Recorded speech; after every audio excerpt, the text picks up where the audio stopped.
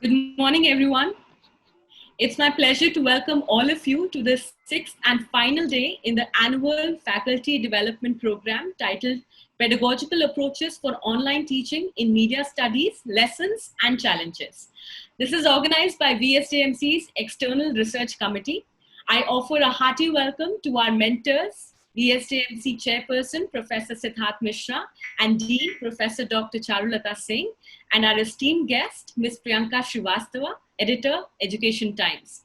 I thank all of the participants as well for joining us today. The topic for today's session is handling and guiding students facing psychological cataclysm. I would now request Professor Dr. Charulata Singh to please give the welcome address. A very warm welcome to all the participants, and I wish to really thank our participants who have stayed with us for last 5 days. And this is the last session of FTP. In the last sessions, we have discussed about the online teaching pedagogies, tools, techniques, right from the course content to various platforms, various tools, assessment and evaluation, which can be used in teaching learning. The FDP, however, cannot be complete without discussing to know how to handle the young minds and their psychological cataclysm. To put light on the topic, we have with us Ms. Priyanka Srivastava, Editor, Education Times, Times of India, with her vast experience as journalist and covering education and students' issues. I am sure she will be able to put light on various aspects of psychological, uh, uh, issues with the students, and she will take us through this important topic in relation to the students. And I welcome ma'am for this session on this psychological issues which we need to, all the teachers, all the faculty members need to deal with a lot of sensitivity, because and also, during these times of pandemic, all these issues have to be handled with lot of care. So I welcome you, ma'am, on behalf of Vivekananda Institute of Professional Studies for this session of the FTP. Yeah. Oh, okay. So Sunoni. Before we proceed, I would like to tell you some more about our guest, Ms. Priyanka Srivastava, who is presently the editor of Education Times, Times of India. She has around 3 decades of experience in journalism with expertise in new media, digital and print journalism, content writing, and advertising. She has reported extensively from ground zero, interviewed celebrities, politicians, academicians, scientists, technocrats, and others as journalists working with Daily Mail, London, The Mint, CNN, IBN, Mail Today, before taking the current role with the Times of India, New Delhi. In the past few years, she has extensively worked on issues of students, their learning and educational requirements, need, and future career growth. The stress level generated during lockdown has been methodically addressed by her. I welcome you once again, ma'am, and I request you to please begin your session. Thank you very much. Thanks a lot, Saloni. First of all, I would like to thank VIPS for having me as the speaker. It's a huge honor and responsibility to be talking to the professionals and the teachers who are guiding the students and who already have a great responsibility. I would like to thank Dr. Charulata Singh for being so kind and such wonderful words. Uh, Sir Siddharth Mishra for having me here, and my friend Mr. Praveen Singh, who has been with us for a very long time. We go a long way back. So today we are speaking about and discussing a session uh, which is very, very important. A lot has been said, but little has been done for our students. We are when there is a wide discussion about pandemic, uh, we never take into account the fact that the students are the large affected and very, very badly affected section of our society, and this year has been really tough on them. This year has been absolutely devastating. Most of them are facing a lot of crisis. They are facing crisis academically. The trajectory of their profession is changing. The way they used to think about their dreams, they used to chase their dreams, has changed. And also, living inside the four walls, not having any interaction with the society, is also creating a lot of problem and mental stress on them. uh, all of a sudden in March it just started, and our students are absolutely nowhere. They are kind of stuck to their laptops, and that's how we are giving them education, thinking that we are doing our duties very well, which we are to some extent, but we are not taking into account the mental pressure which is caused on them, the stress that they are going through, the distraction that they have, and there are very few people to guide them. uh, I think this is something which the teachers need to handle very carefully. Unfortunately, our country gives a lot of importance to education. If we just look at our the system that we follow, most of the parents, they start preparing for a child's education much before the child is born. Where to give that person education, what education are we supposed to give, what aspirations that child should have, where should he study, what is his aptitude. All that is very important for most of the teachers. But one thing which is just not important to any one of us, which includes the teachers, parents, and the society at large, is the mental health. So this year, I think, more than giving them more than teaching them the curriculum that we have, we need to really guide them to keep their mental health intact. This is the time when students are going through a lot of stress, anxiety, depression, irritability, anger, frustration. And my friends who are psychologists, who've been professional psychologists for decades and who've been handling students, have given me a numbers which shows that it is increased from 15% to at least 25%, and they are basing it on the data that they have, considering that half the population in India doesn't go to psychologists. So we have to assume that maybe 50% to 60% students are affected mentally due to this lockdown. And education is troubling them. The pattern which has changed is causing a lot of stress on their young minds. So when we are talking about guiding them, I think the first thing that we need to understand, that we are going to deal with students who are absolutely vulnerable, who have faced this lockdown, which has now at least taken a toll for 4 months and a long way to go. But the 4 months has been impactful for, say, a couple of years. It's not like just it started in March and it has just stopped now, and they got admission and they will be logging in through their laptops and everything will be fine. The impact is going to be there for a very long time, considering that a lot has changed in this 4 months. Not just their mindset, but also their environment, the way we look at life, the way we look at education, the way we look at society, everything has changed. So I think the teachers need to first understand that they are now dealing with really impressionable and vulnerable youngsters. Anyway, the millennials who we've been dealing with at our workplaces and at our colleges are not the same as what we used to have when we were studying in 80s and the 90s, when teachers used to be somebody that we looked up to. These days youngsters anyway have a mind of their own. It's not very easy to teach them. It's not very easy to make them understand anything. There are a lot of things that you need to give them, make them understand through examples. So when it comes to mental health, I think this it is a very important phase of our life, when we need to make them understand that it's all right to feel stressful, it is all right to feel irritable, anxious, but there is always a method, and they just need to take care of it. They need to get themselves counseled, they need to look at an easy way out. And that will not happen automatically. It's not a wishful thing. There is always some strategies that we need to adopt. It's always a good idea to meet the counselors, to speak to people, to professionals, psychologists who are there to guide us, who have expertise, who have knowledge. there are a couple of challenges that I think the students are facing these days. First of all, what comes to my mind and what I have noticed is technical challenges.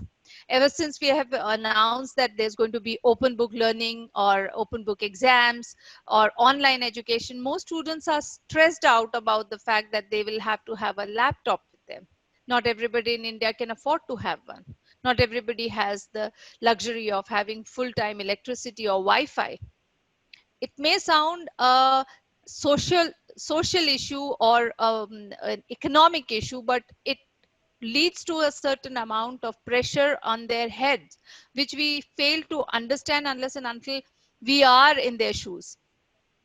I've come across a lot of students who are facing this problem. Most of them are facing the fear of isolation. They are all restricted in a small room.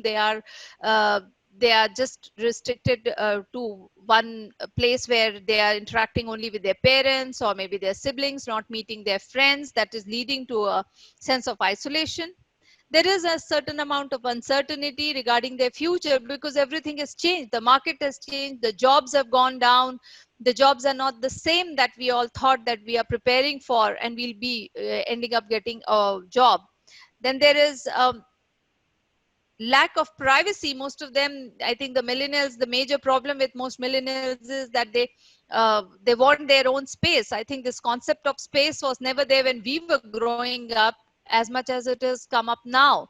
Most of them want their own rooms, they want their own things. And now when there is a lockdown, they all are in the same house where every family member is in the house and there is very limited space. We all know Indian houses are not as big that everybody will get their own independent room. They have to share the room with the siblings. They're not meeting their friends, so they do not have those regular peer friendly banter, the chatting, and not everything can be done through phone and maybe Zoom calls. That's not the answer for everything. And this is actually leading to a lot of stress in the minds of these young people. So I think when the session will start, this is the first thing that we will have to keep in mind, that we have to make these youngsters understand that there is a situation which is not as what it used to be earlier, and they have to be prepared for it mentally. It's easier said than done. Every student, every child has a different way of reacting to it. Some get withdrawn, some get irritable, some are really anxious about everything, some are getting unnecessarily hyper. Everyone has something or the other which is related to their mental health, but they may or may not be able to explain it the way they want to. Most of the psychiatrists and psychologists that I speak to, they say the children are not able to express themselves. They just don't know what is it that is causing trouble in their head. They just don't know. Maybe they are having sleeplessness, maybe they are not able to focus, maybe they're not able to understand what is going to happen, maybe what exactly they should learn, what exactly they should uh, take up as a profession, maybe. Or maybe if there is a disruption and if there is some changes that they should have, what is it that who's the go-to person, who should they speak to? They're not even going out of their house, so who are the right person from where they can get the information, they'll get the knowledge about everything. So these kind of problems are creating a lot of issues. I remember I was just chatting with Dr. Harish Shetty, and he's been regularly meeting youngsters, I mean, having webinars for the young students. And he's calling this phase as mental health avalanche. And he is right in saying that, because the situation is far more alarming than what we can think of. There are people who are in the hospitals because of corona, but there are lot many people who are locked up in their house, which includes not just these youngsters but educated professionals like us also, who are on their toes, who are kind of anxious to understand as to how things will shape up, what are the things that will remain once this is over. Maybe the life will come back to normal or not. If it will, how what are the new normals that we'll have to face? considering that the teachers that I'm addressing to are the ones who will be guiding the mass communication students, I think it is very important for them to understand that the media will be undergoing drastic changes. I'm sure in previous sessions you all must have had discussions on how it is going to change. But I think most important thing that we need to make our students understand that they should be prepared uh, for something that they do not know is existing. For instance, till February, nobody knew that everybody will organically transcend to laptops and start taking education. It was a long decided plan which government was planning to have in most of the universities, but nobody thought that it will be so soon and we will automatically move to laptop learning, online learning. uh, we have moved to it, but how much are we prepared for it? Same goes with media. Everything has moved to digital platform, and it's very troublesome for working professionals like us who are overnight changing their way of learning, their way of transferring knowledge. uh, this is not the time when we can just keep things to our to planning session. We have to just go, we have to implement things, we have to make students understand that this is what it is going to be, and we have to be prepared for something which we cannot imagine right now. Today we know that it is digital, we never know, maybe in November, by November we'll get to see that there is some new method, which is a new mode which has come in, and we have to be prepared for it, and the professionals have transferred their knowledge there, and they have to be they have to completely prepare themselves. So it is all the mental strength that will come into play, which will make these students agile and make these students take up things which is changing, and they should be ready for all the disruption which is taking place around them. There are a couple of things that people used to talk about when in the 90s I was growing up. It was all IQ that people used to talk about. This to, okay, yes, we should not be cramming, we should not just believe in marks, although we all used to believe in marks, but it should be the IQ which should be at a higher level, and everybody should have high IQ.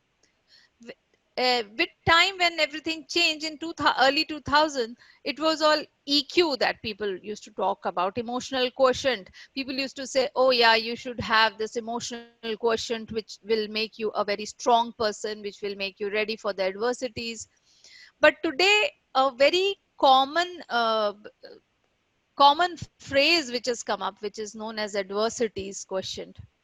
This is important in a world which is a VUCA world.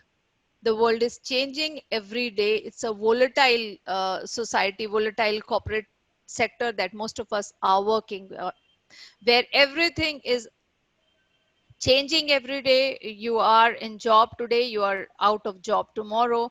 The knowledge that you had today, for which you were given a lot of salary, which for which you were considered to be an expert, may be completely obsolete tomorrow, and you will be nowhere. I know a lot of, as a journalist, because I started out at a time when we used to work on typewriters, and then we moved to laptops, we moved to PCs, and then we moved to laptops, and then again when I was working in UK, there were many other advanced technologies that we were working on.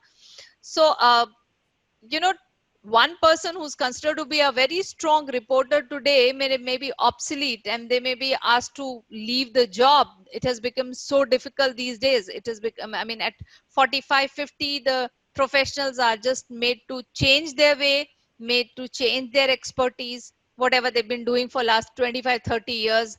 One day they are suddenly made to realize that it is of no use now, that is not going to help them in any which way. So they need to kind of change their way of learning, and they'll have to change the method to be relevant in that profession.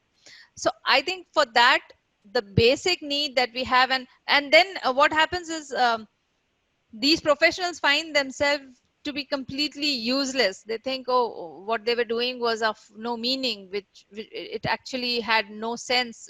Why were they doing what they were doing?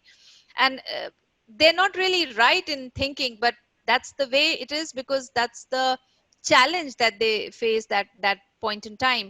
uh, because the situation has changed, the scenario has changed, the media ideologies have changed, everybody is looking at the profession in a different light, different way, the technology has undergone massive change.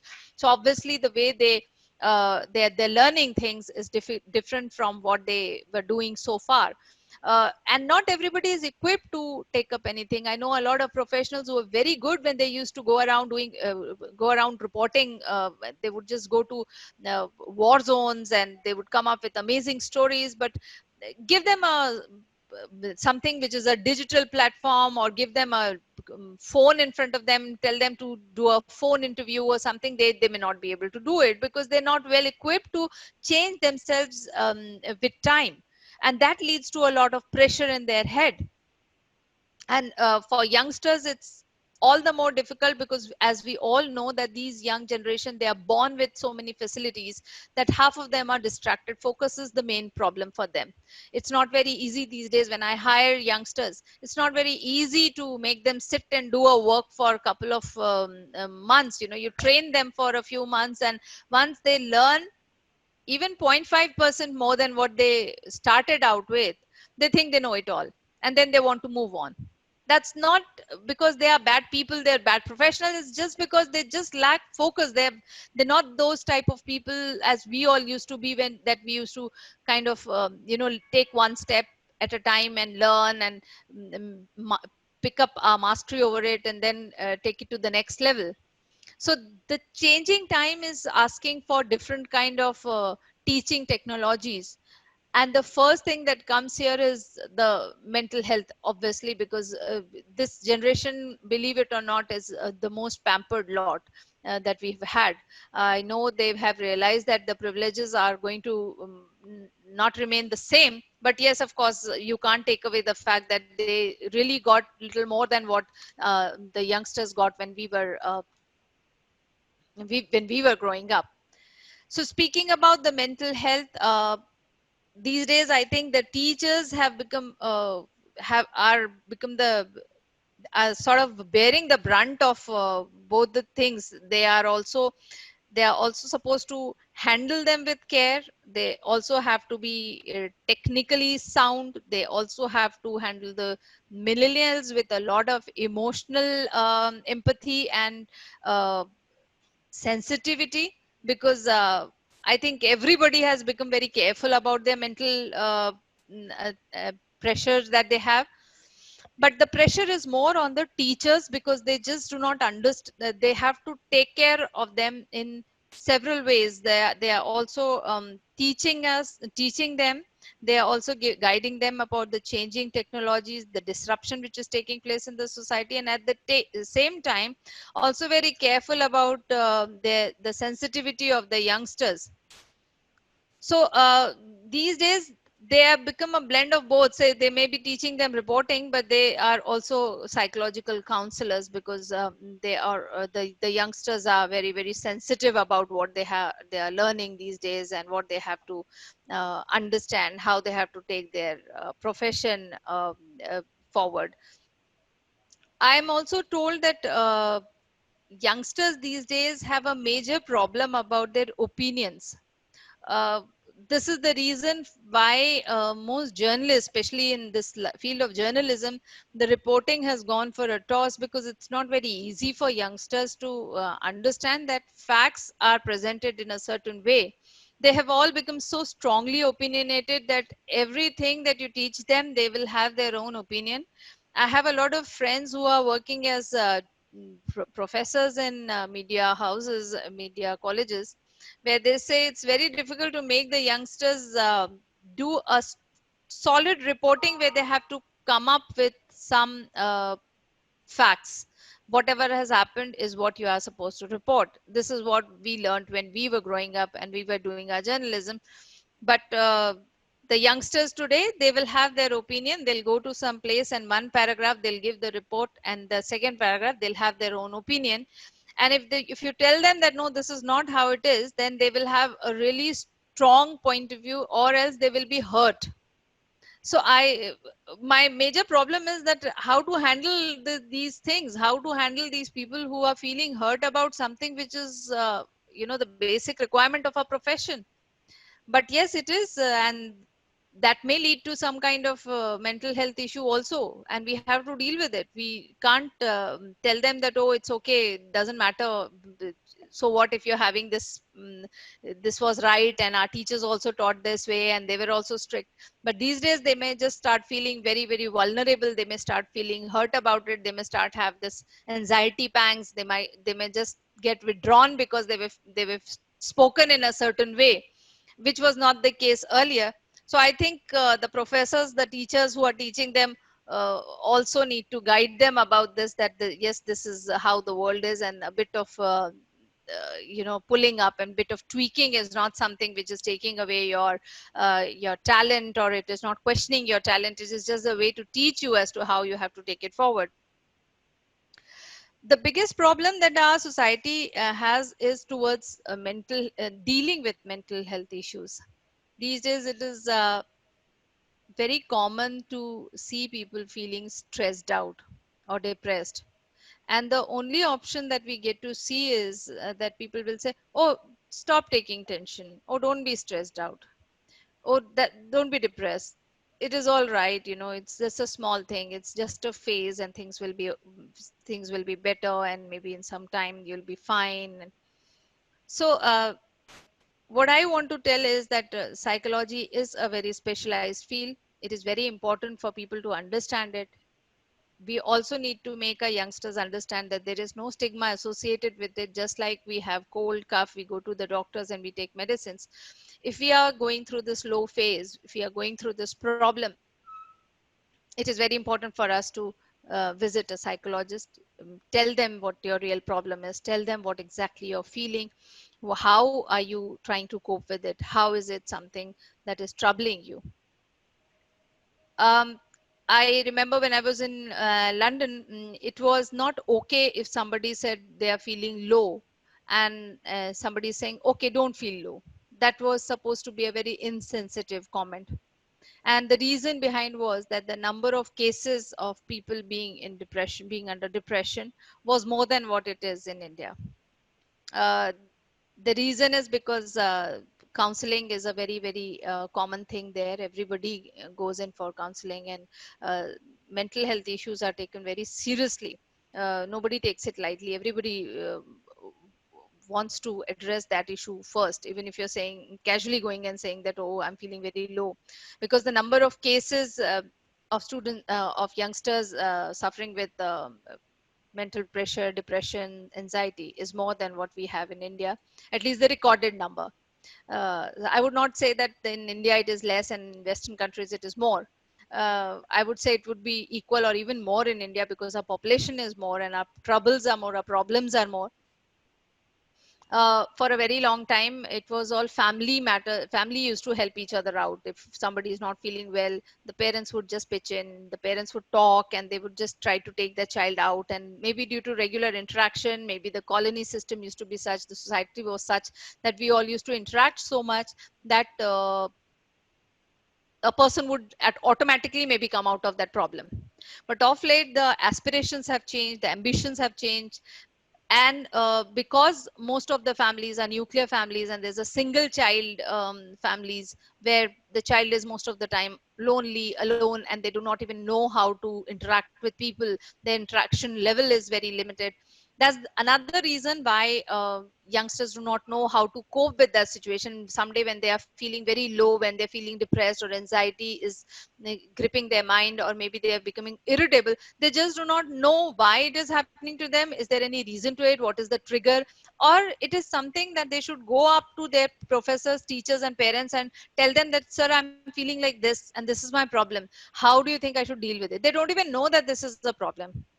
When I was in working with Daily Mail, uh, there was this major thing. I'm putting it, it may be slightly out of context, but I'm trying to put in here, because we were very, very strict. We were strictly told that we can't describe a suicide report very explicitly.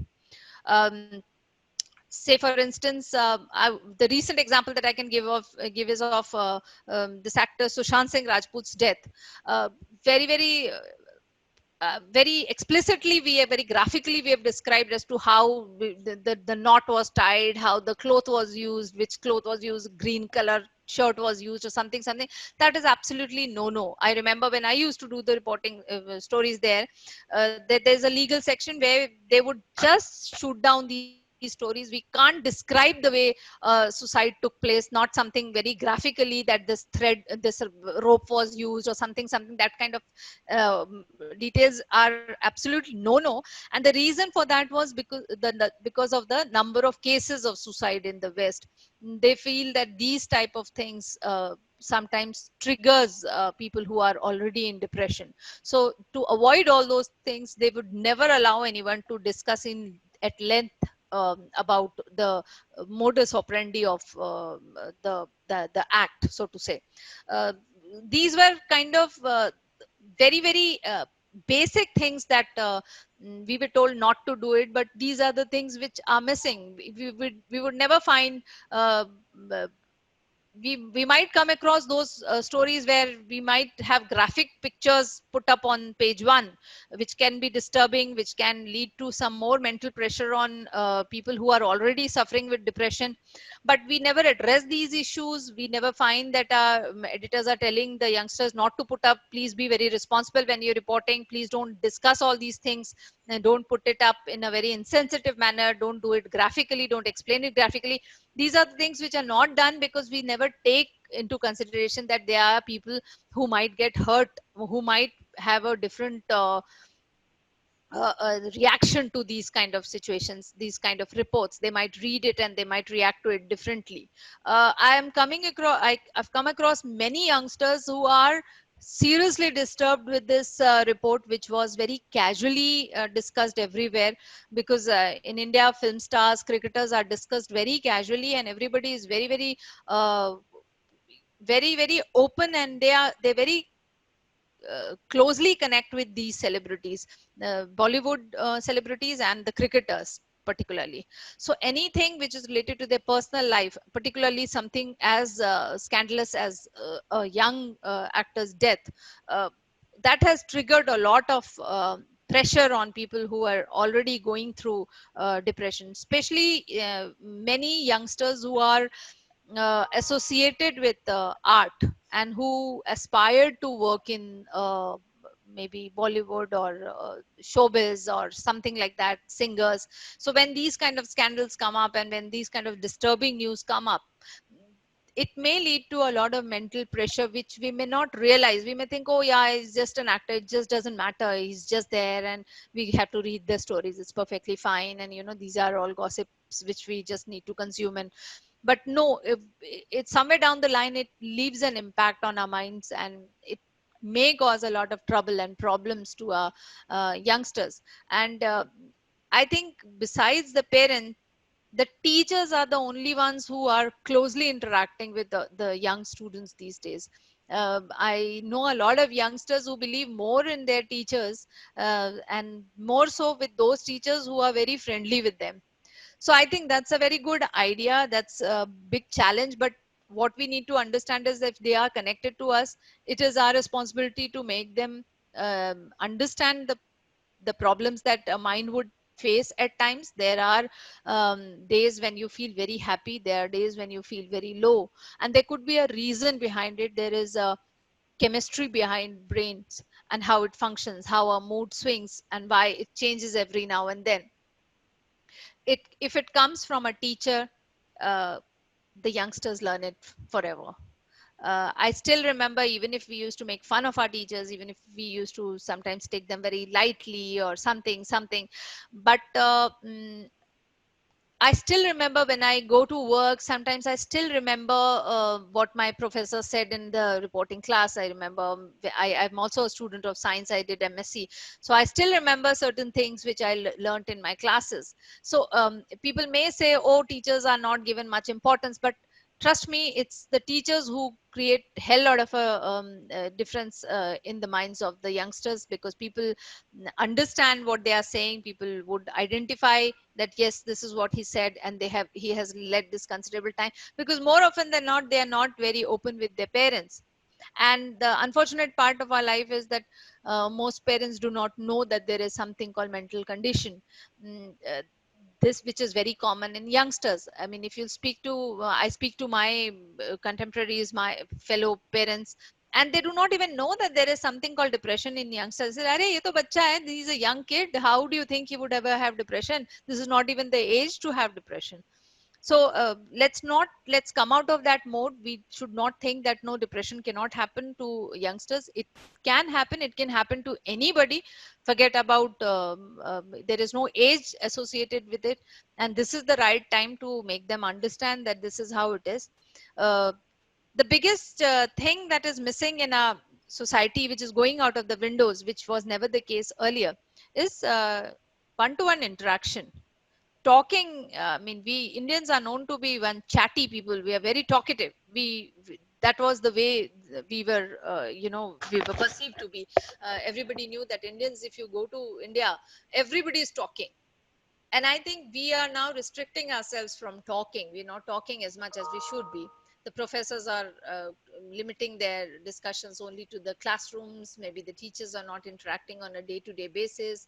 The parents are not having much enough time to have chat with their children. So this is how they fail. This is where we fail to understand as to what is the mental condition. Sometimes the person who is undergoing some kind of depression or some kind of anxiety gives certain signs. So it has become the duty of these the teachers to understand and point out the signs and identify if the child is undergoing those mental pressures, and if that person is giving out some signs of depression or stress in his or her mind. We never realize there are a lot of the psychologists that I speak to. They always say that uh, is sometimes just 10 minutes of counseling which may take that person out of that dark phase of depression when you're getting into a black hole. uh, there are a lot of cases. They always talk to me and they tell me that there are many students who are on the verge of committing suicide, or who are taking a very very strong step, maybe get into drug abuse or cigarette or something which is some vices they might take, or something which may cause a lot of destruction to their life. uh, and sometimes it is just 10 minutes of counseling, some heart to heart talk, and some that pat on their shoulder, some tight hug, or sometimes just casual discussion about life and in general. Some talk about maybe something which may put that person to ease, maybe uh, open the door for that person to identify the problem, and maybe get help from a professional counselor or psychologist. So it is honestly more of the duty of the people who are on the other side, the parents, or maybe the professionals who are thinking that they are at a vulnerable position, and maybe we are at a better position. But for that, it is the duty of people like us to even convince ourselves that yes, this problem exists. Because most of us think that, oh yeah, the youngsters are frivolous, they are, oh, they'll just watch Netflix and they'll be fine. But no, it is a major problem, much more deeper than what we think it is. And it will not just go away when you say, oh, be a brave boy, be a brave girl, uh, don't take stress. That's not all. That's not how it is. It is as methodical as anyone would treat a cancer patient or a COVID patient, maybe. There is a systematic approach to it, and that can happen only with professional. But the first step is when a teacher or the parent identifies that the person is having that kind of symptom. It's always a good idea to speak to them. If you're finding that person to be showing some abnormal signs, maybe not making eye contact, or maybe unnecessarily withdrawn, or maybe too quiet, or maybe some anger bouts, there is no harm in just going up to that person, and just having a chat. At the end of the day, it's not the duty, your duty doesn't end if your lecture is over, and if you've given them assignment and they are doing a wonderful assignment, that's not all.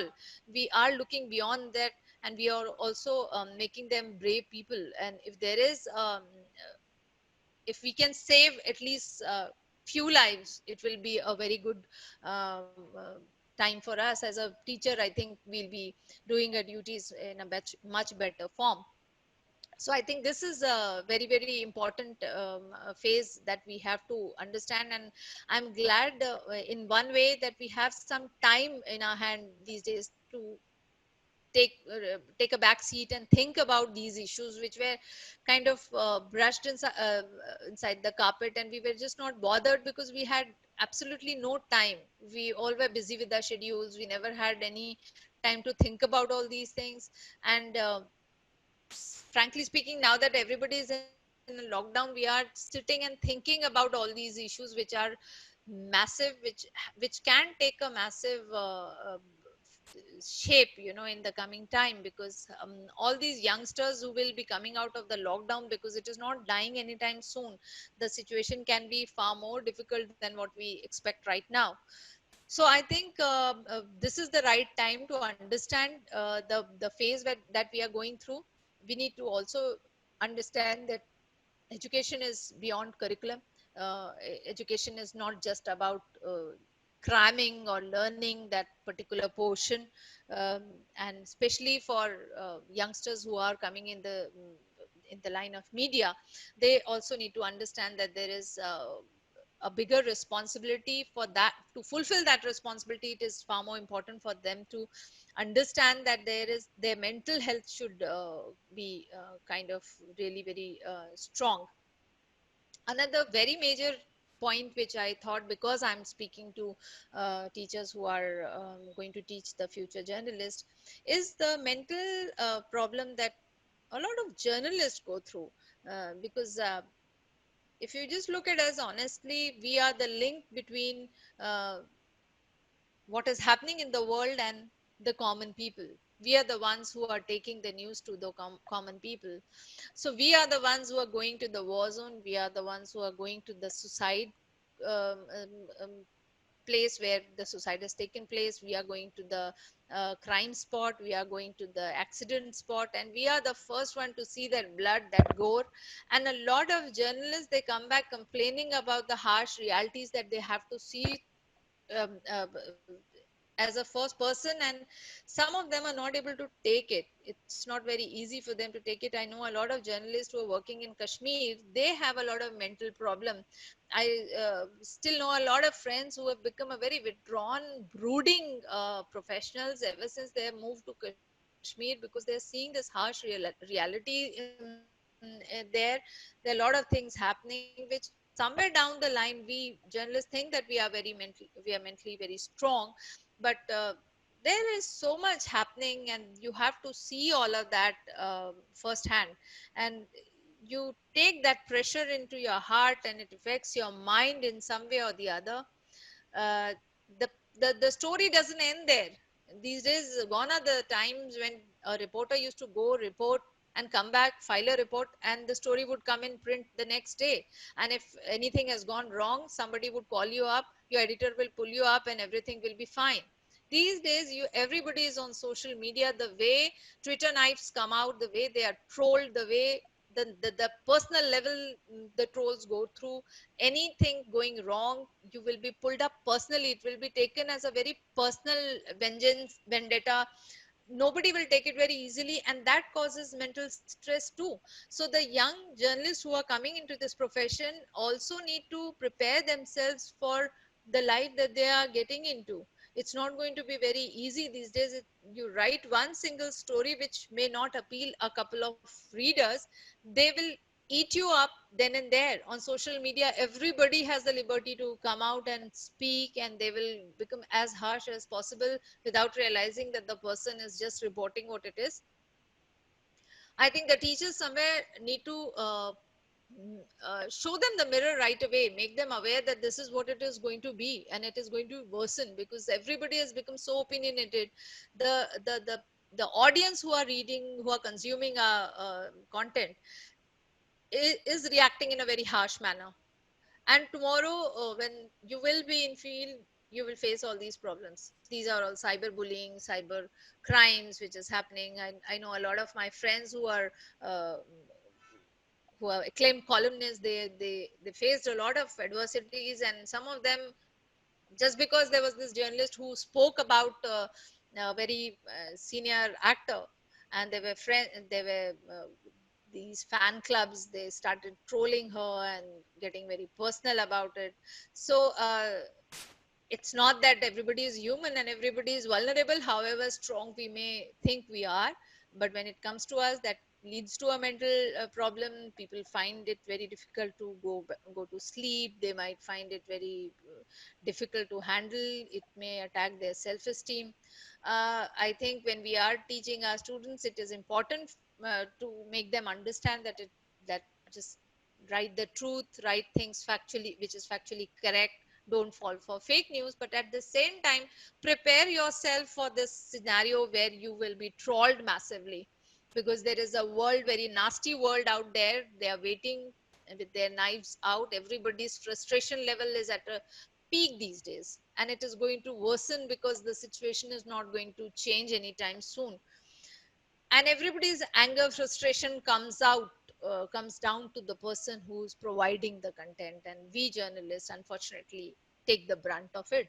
So I think it's time that we also make them understand that this is the world where you'll be going, everything is going to be online, digital. uh, the kind of content you're creating, please be responsible for that, but be prepared for the kind of outburst you're going to face.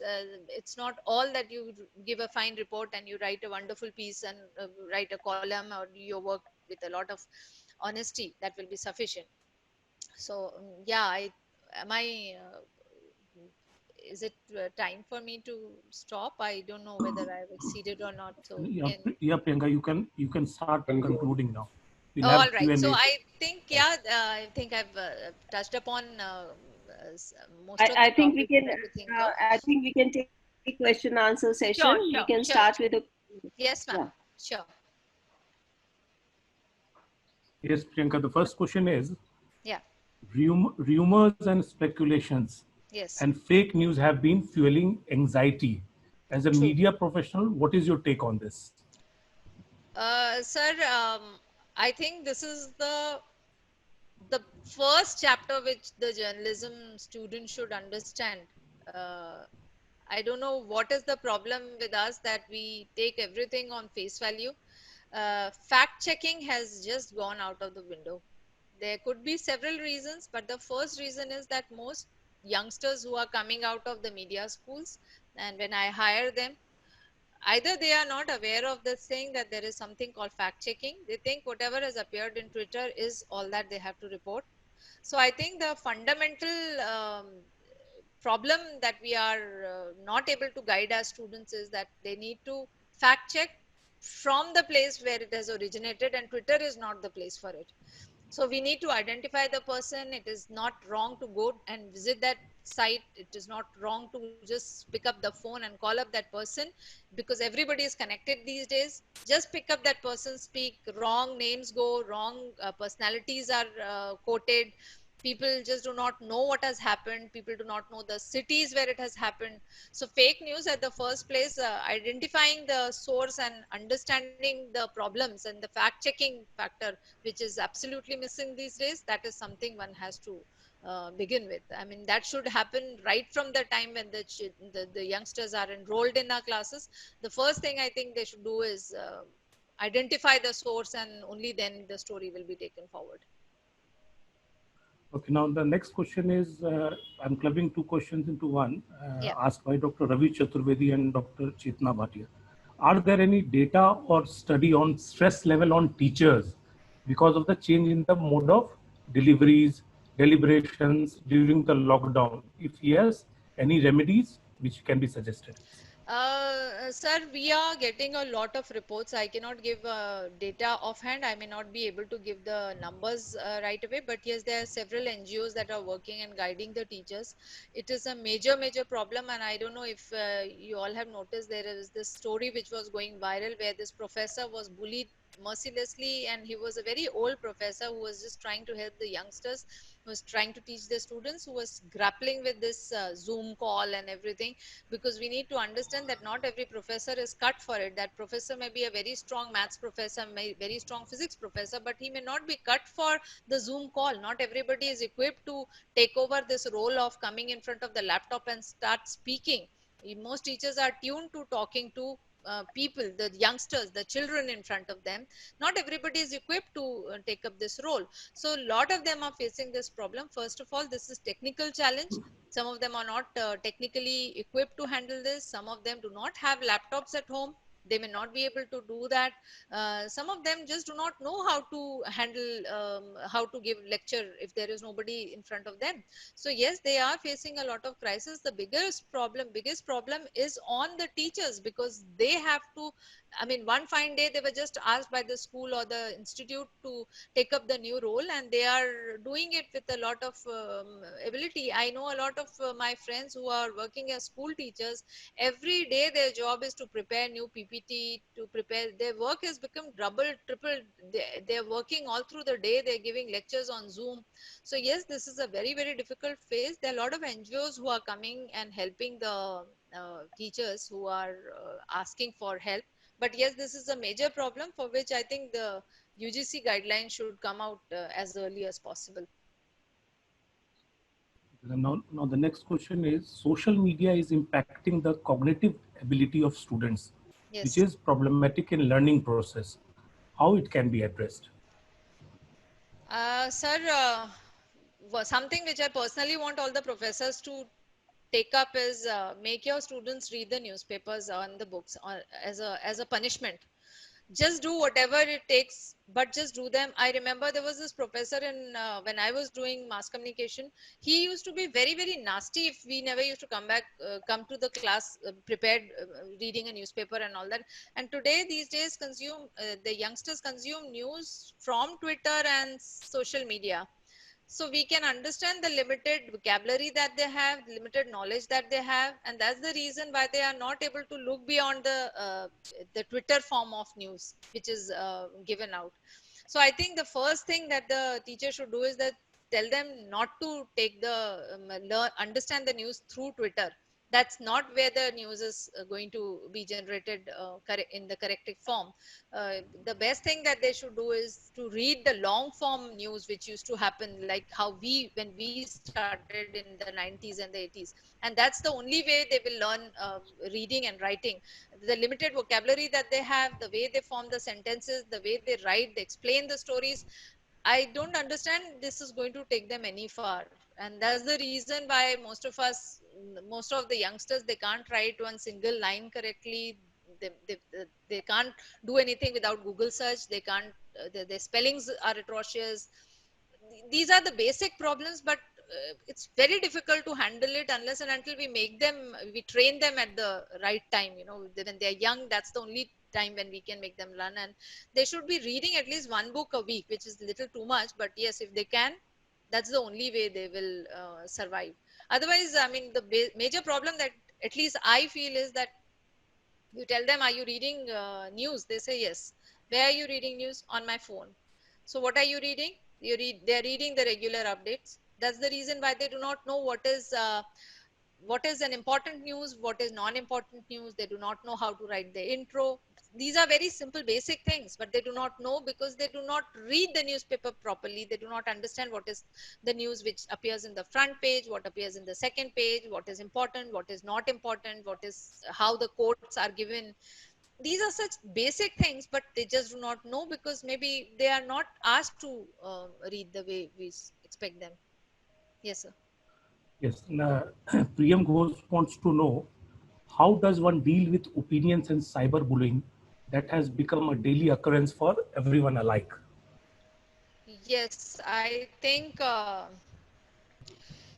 we can only mentally prepare ourselves. because everybody has free access to the platforms, social media platforms, and everybody is opinionated. We Indians are famously opinionated, so we won't be able to surround. The problem is that we just do not know how to control our anger, the kind of language which is used in these social media platforms, the kind of expressions that are given, the rape threats and these kind of things. It is actually pathetic. At the end of the day, the journalists are just doing their job, they're just doing things what they're doing, but the way people come down to them, I think there has to be some remedy where we can control the cyber bullying. That's the only way. Otherwise, the people who are getting into media need to understand that they will have to deal with it. They will have to deal with it, because this has become a harsh reality. And till we have a strong plan to control cyberbullying, nothing much can be done. Because everybody is, I mean, these days, if you just look at some certain websites, they are purposely putting up stories which will trigger the readers, which will make the readers react to that particular news. And in the process, they end up getting very personal with the person who is maybe anchoring the show, or maybe reporting it, or maybe something, maybe writing the column. So yes, that system is not going away from us anytime soon, but yes, we can just learn to deal with it. Now, when you have also mentioned about the job front, when we talk Yeah. about jobs, how do you see the media industry in the post-corona settings? Sir, it is going to be all digital. The print is, unfortunately, I am a part of print, and I feel very disappointed whenever I hear that print has become a sunset industry. It is not going to vanish from the scene, because ultimately people need to read newspapers, and that is where um, the factually correct news will come out, and the elaborate news will be published.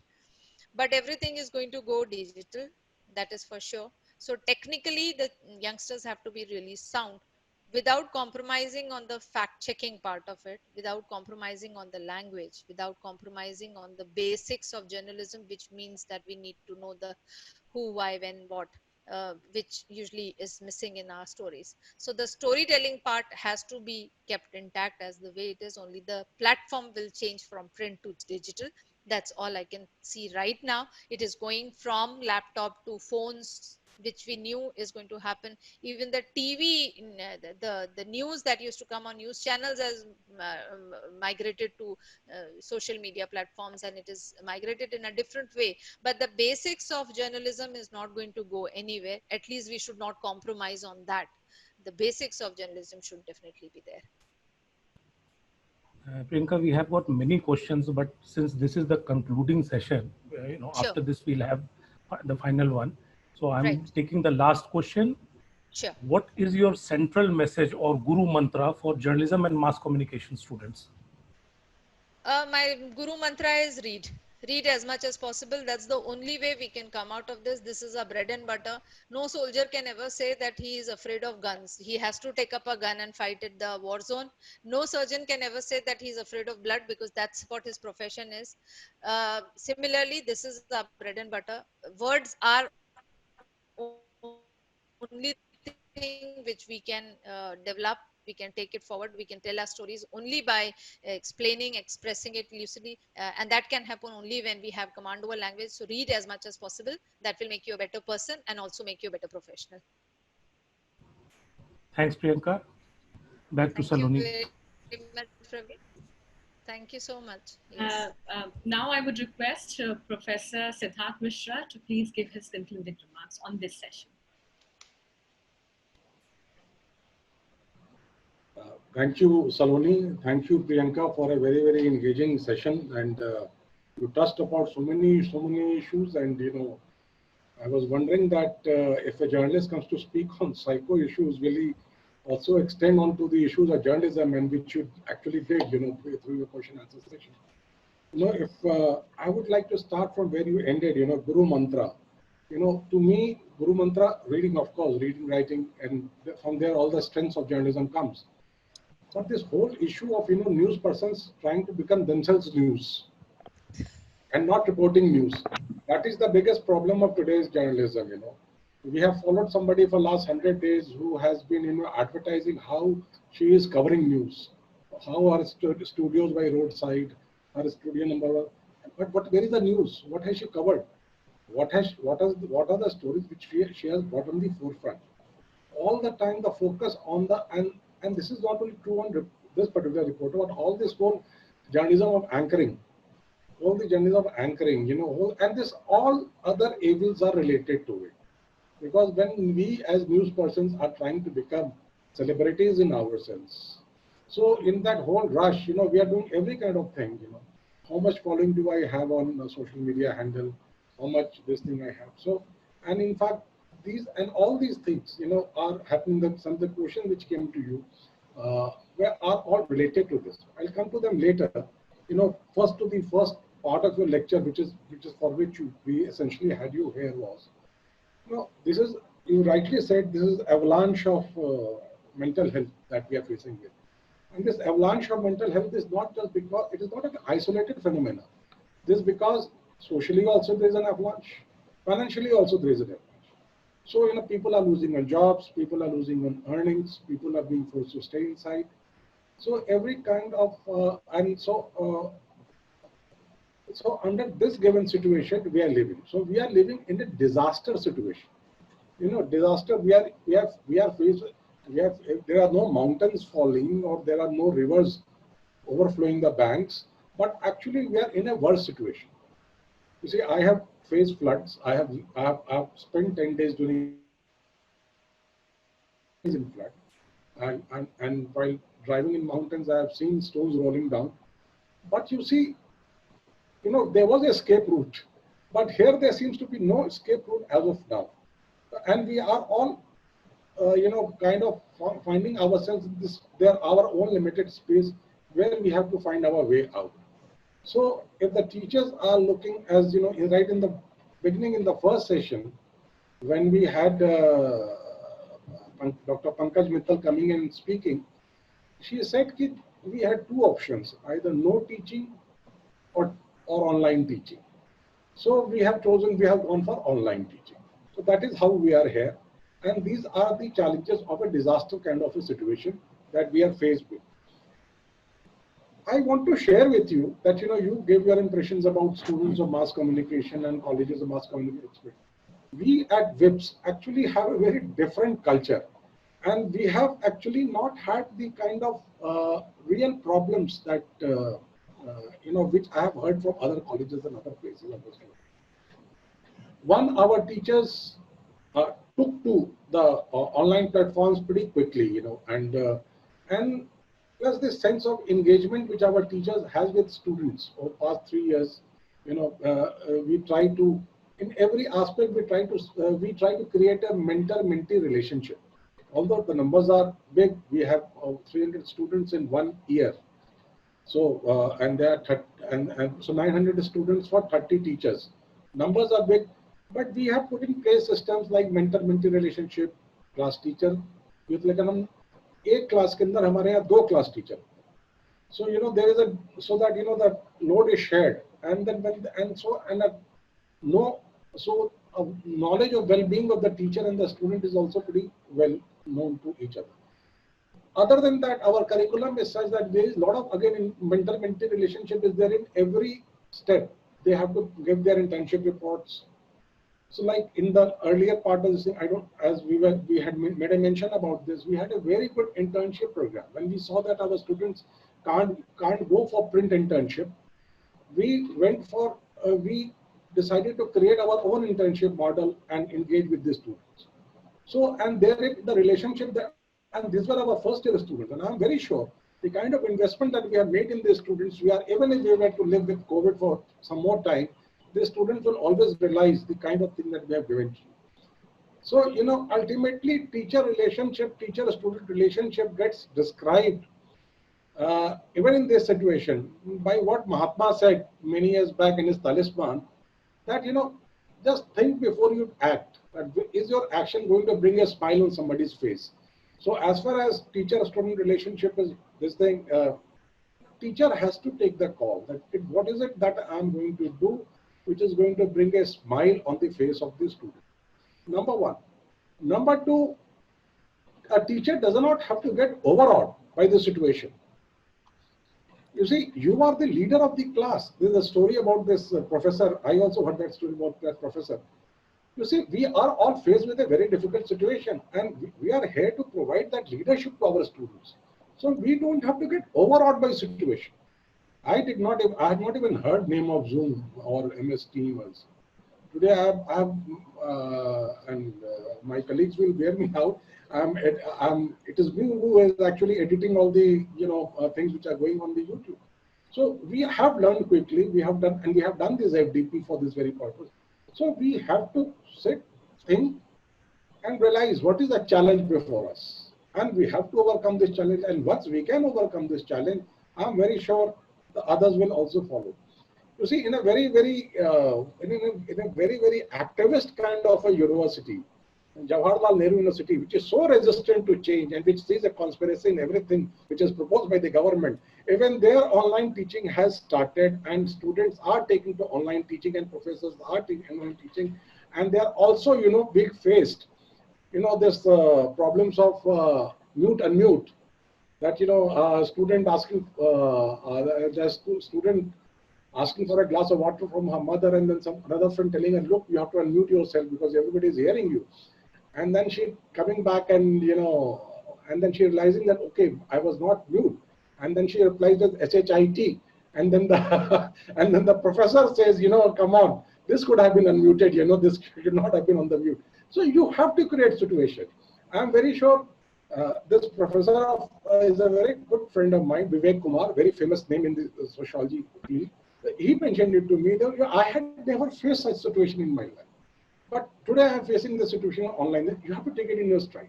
It is part of our journey which we have to do in this you see, it is like this. I don't know if how many of you recall, there was this flood photo of a cop carrying his officer on the shoulders, which earned a lot of wrath. So either we climb onto the shoulder of our students, that I don't know how to wedge into these waters, or we wedge into the waters and lead our students. So if we are teacher, we have to be in leadership position, and we have to prepare ourselves for this kind of a situation. Yes, impressionable, vulnerable millennials. But why do you call it impressionable? So much of exposure to the world outside, much more exposure than we have, and there's a lot to learn from them. One of the best ways to engage with them is to learn from them. केवल उनको ज्ञान क्यों देना है, थोड़ा ज्ञान उनसे भी ले लेते. That will also help us out, and engagement would come. We have hearing them out. We have had hands-on experience in our college. My dean and some of the other colleagues will bear me out. We try to bring in a change, and we managed to bring in a change, and we managed to get our students thank us for bringing in that change by just talking it out. थोड़ी उनकी सुने, थोड़ी अपनी सुनाई, थोड़ा ये किया, तो मेरे ख्याल से रास्ता निकल जाएगा. And and before it's already we are getting late for the next session. There was this question about cyber bullying. It's up to us to engage or not to engage. Is there a requirement to reply to everything? If there's mud, do we go around throwing stone at all the mud that is there around us? There was this issue of Ramdev on which I wrote something, and when people did not have anything else to say, that they said that since you are anti-Hindu, or even today I have done my puja and I'm coming for this lecture, so I'm definitely a very devout and a Sanatani Hindu. But arguments are said, you can't do a thing about it. क्या बात करेंगे उनसे यार? तो आप disengage कीजिए. Where is the need for you to engage with them? Yes, people, and you engage as long as there is a sense in the engagement. If it is taking us nowhere, why waste our time? Where is our blood pressure levels? That's the best, because there is no other way. You cannot, if somebody is hell bent on trolling you, there is no way that you can get that person to, even if your friend. I was told this, that I'm not a good Hindu by a friend of mine who has been with me in a boarding school for 5 years, and we have been friends for last so many years.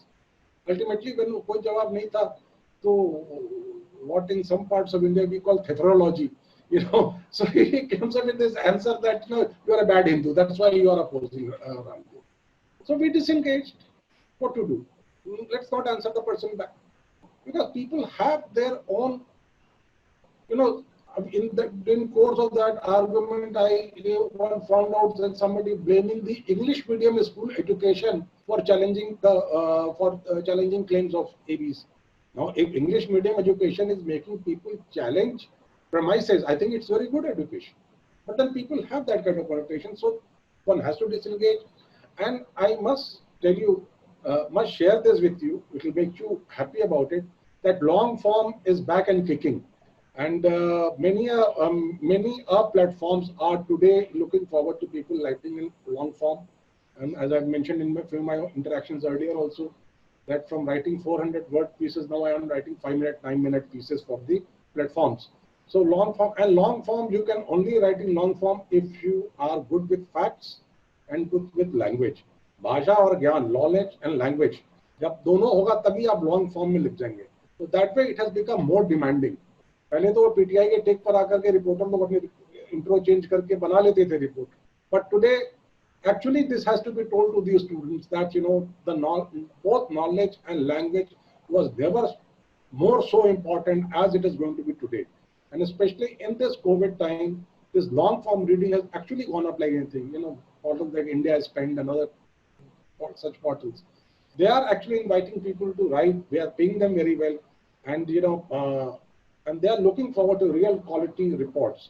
And this real quality report, I can tell you, can come best from the journalists because of their exposure to the field, and because of their exposure to the field, and just not limited to the libraries and the books and the texts. Yeah.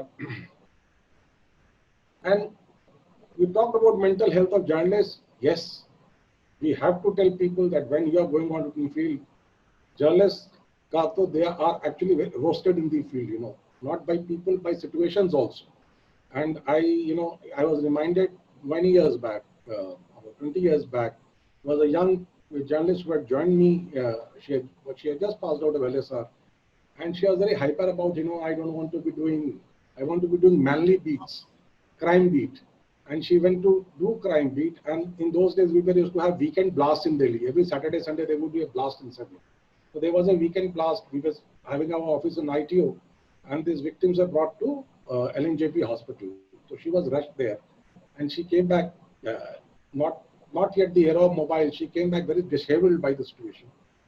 And then she was trying to explain with the story, and then I asked her, "Kitne mare ye batao yaar, how many people did die?" And then she gave it back to me. How cynical can you get, with the death of the people and with the blood and the gore of people? But then that is our job. We have to report how many people died. And this is what that night I did not give it back to her. Next day I tried to explain to her. Look, tomorrow morning I'm working towards the headline of my newspaper. And I have to tell the world that how many people have actually died in that incident. And naturally she was from a very well-to-do family who had taken on journalism for all the glamour, which is perceived to have. And she was never expecting to be sent to the casualty of LNJP hospital and be faced with blood and gore in the form that she faced with. So journalists actually, in our staff council meetings that we have, we would discuss this out. That can we have some sessions for for people passing out of our colleges to be trained into what is that they are going to face in the field. Because these things are not explained in our textbooks. The situations, the unlikely situations which arise before us. And although we are, and especially for a journalist who is ready to do the legwork, who is ready to go out, devote time in the field and come out with this. Priyanka, it was a very, very engaging session, and we all stand much more knowledgeable than what we are and what we were before this thing. And we have had a great session, and I think your session has been the icing on the cake, the concluding session. Thank you very much. And thank you all the committee members. Thank you. Nothing more to add. Thank you very much, sir. Thanks a lot. It was a huge honor.